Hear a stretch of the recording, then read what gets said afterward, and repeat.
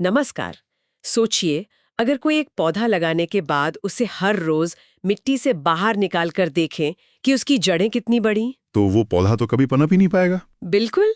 लेकिन जब बात निवेश की आती है तो कई लॉन्ग टर्म निवेशक ठीक यही करते हैं। ये एक बहुत ही सटीक तुलना है। निवेशक सालों के लक्ष्य के साथ पैसा लगाते हैं, लेकिन उसे हर दिन के पैमाने पर आंकते हैं। आज हम इसी आदत की गहरी पड़ताल करेंगे संचित तक्सली की किताब द ट्रूथ अबाउट इन्वेस्टिंग के जरिए। इसमें मिथ 51 इसी बारे में है। लॉन्ग टर्म इन्वेस्टर हूं, पर रोज 10-15 मिनट के लिए पोर्टफोलियो के भाव देख लेता हूं। तो सवाल ये है कि ये छोटी सी आदत हमारे बड़े लक्ष्यों को कैसे नुकसान पहुंचाती है। देखिए, सिर्फ एक बुरी आदत नहीं है, ये एक मनोवैज्ञानिक फंदा है। किताब इसे इमोशनल एडिक्शन कहती है, यानी एक भावनात्मक लत। भावनात्मक लत मतलब जब हम भाव बढ़ते देखते हैं तो हमें एक खुशी महसूस होती है, और जब भाव गिरते हैं तो डर और चिंता हावी हो जाती है। तो हम असल में निवेश नहीं कर रहे होते, हम दिन ब दिन अपने इमोशंस को मैनेज कर रहे होते हैं। ओह, मतलब हम निवेशक से ज्यादा एक ट्रेडर की तरह सोचने लगते हैं।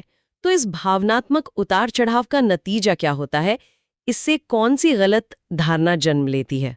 इससे सबसे बड़ी गलत धारणा ये बनती है कि दीर्घकालिक निवेश काम नहीं करता। अच्छा। निवेशक को लगने लगता है कि असली पैसा तो बाजार के रोज के उतार चढ़ाव में है, और लंबे समय तक टिके रहने का मतलब कंपनी के डिफॉल्ट होने का जोखिम उठाना है। और इसी सोच के कारण वो उस स्टॉक को जल्दी बेच देते हैं जिसे उन्होंने लंबी अवधि के लिए खरीदा था। नतीजा होता है कम मुनाफा या बड़ा नुकसान। लेकिन यहाँ एक सवाल उठता है। जी पूछिए। आज की तेजी से बदलती दुनिया में क्या रोज पोर्टफोलियो ना देखना एक तरह की लापरवाही नहीं है? क्या हो अगर कोई बड़ी खबर आ जाए और हम अनजान रह जाएं? ये एक वाजिब चिंता है, लेकिन किताब इसमें फर्क करती है। जानकारी रखना और जुनून में पड़ जाना, ये दो अलग बातें हैं। समाधान रोज भाव देखना नहीं, बल्कि अपने व्यवहार पर लगाम लगाना है। तो लगाम कैसे लगाएं? पहला कदम क्या होना चाहिए? पहला कदम है समीक्षा की शपथ लेना। यानी आप तय कर लें कि पोर्टफोलियो को रोज या हर हफ्ते नहीं, बल्कि हर तिमाही या शायद 6 महीने में एक बार देखेंगे। लेकिन ये कहना आसान है, करना मुश्किल। अगर इच्छा शक्ति काम न करे तो क्या कोई और व्यावहारिक तरीका है जिससे हम खुद को ऐसा करने से रोक सकें? बिल्कुल, और किताब में एक बहुत ही व्यावहारिक हल दिया गया है।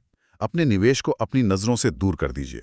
नजरों से दूर? हाँ, यानी परिवार के किसी सदस्य के नाम पर एक अलग खाता बना सकते हैं जहां आप रोज लॉगिन न करें। ये एक, आप कह सकते हैं, एक मनोवैज्ञानिक दूरी बनाता है। ये दिलचस्प है। मतलब माहौल ही बदल दिया जाए। और बेचने के फैसले के बारे में क्या? किताब इस पर क्या कहती है? अक्सर लोग डर या लालच में बेच देते हैं। यहीं पर चौथा और सबसे जरूरी कदम आता है, बिक्री के लिए एक मजबूत तर्क बनाना। इसका मतलब है कि बेचने का फैसला कंपनी के फंडामेंटल्स पर आधारित होना चाहिए। फंडामेंटल्स जैसे कि? जैसे तिमाही नतीजों में लगातार गिरावट, बढ़ता हुआ कर्ज या बिजनेस मॉडल में कोई बड़ी खराबी। फैसला बाजार के शोर या सिर्फ व्यक्तिगत विचारों पर आधारित नहीं होना चाहिए। अपने रिसर्च पर भरोसा करना सबसे अहम है। ये बात मुझे सोचने पर मजबूर करती है। किताब में कुछ सवाल भी हैं जो हर निवेशक को खुद से पूछने चाहिए। जैसे कि क्या रोज कीमतें देखने से आपकी लंबी अवधि की रणनीति में कोई सकारात्मक बदलाव आया है? या फिर क्या अतीत में ऐसा करने से पोर्टफोलियो को कोई फायदा हुआ? सही कहा। अगर ज्यादातर लोगों का जवाब नहीं है तो फिर हम ये आदत क्यों बनाए हुए हैं? और यही इस पूरी चर्चा का सार है। ये विश्लेषण हमें दिखाता है कि सफल निवेश सिर्फ सही स्टॉक चुनने के बारे में नहीं है, बल्कि सही मानसिकता बनाए रखने के बारे में भी है। तो आज हमने सीखा कि कैसे धैर्य की कमी और रोज की निगरानी हमारी लंबी अवधि के निवेश यात्रा को पटरी से उतार सकती है। अगली बार हम एक और दिलचस्प आदत पर बात करेंगे जो अनुशासन की कमी से जुड़ी है। हाँ, वो आदत जहाँ कई निवेशक सोचते हैं 10-20 SIP चल रही हैं, चलने दो, पैसा इकट्ठा हो रहा है। तो सोचने वाली बात यह है, क्या ये बुद्धिमानी भरा विविधीकरण है या सिर्फ ध्यान भटकाने वाला एक वित्तीय जमावड़ा? इसी सवाल की तह तक हम अगली चर्चा में जाएंगे।